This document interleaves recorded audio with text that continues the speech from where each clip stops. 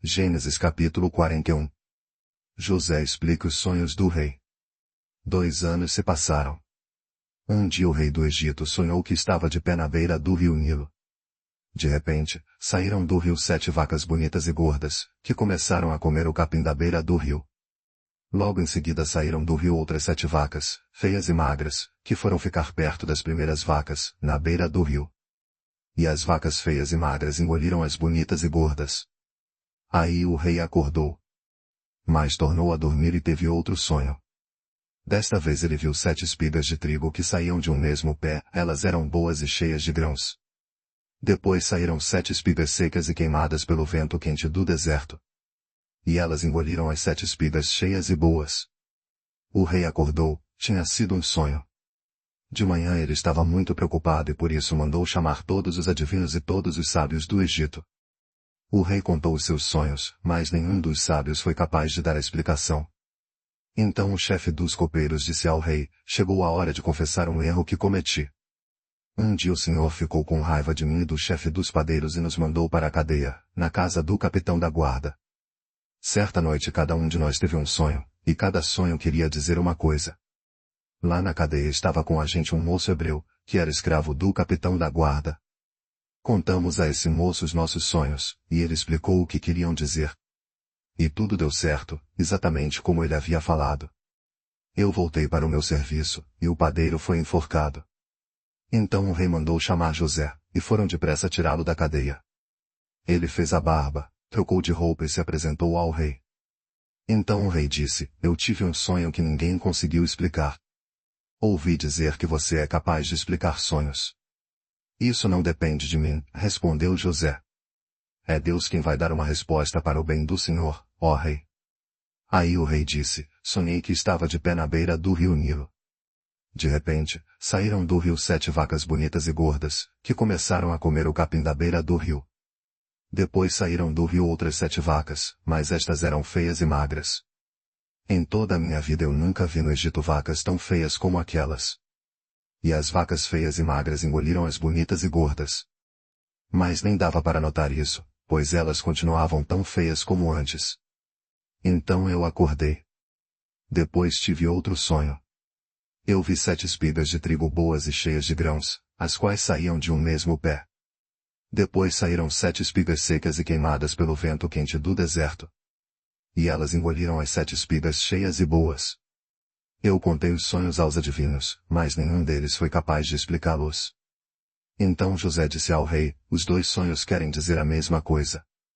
Por meio deles Deus está dizendo ao Senhor o que ele vai fazer. As 7 vacas bonitas são 7 anos, e as 7 espigas boas também são.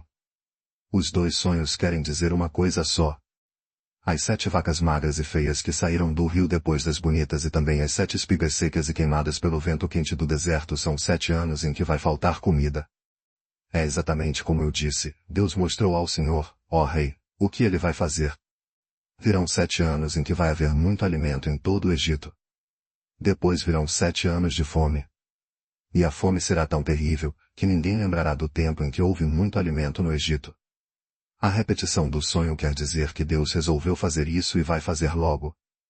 E José continuou, portanto, será bom que o Senhor, ó rei, escolha um homem inteligente e sábio e o ponha para dirigir o país. O rei também deve escolher homens que ficarão encarregados de viajar por todo o país para recolher a 5ª parte de todas as colheitas, durante os 7 anos em que elas forem boas. Durante os anos bons que estão chegando, esses homens ajuntarão todo o trigo que puderem e o guardarão em armazéns nas cidades, sendo tudo controlado pelo Senhor.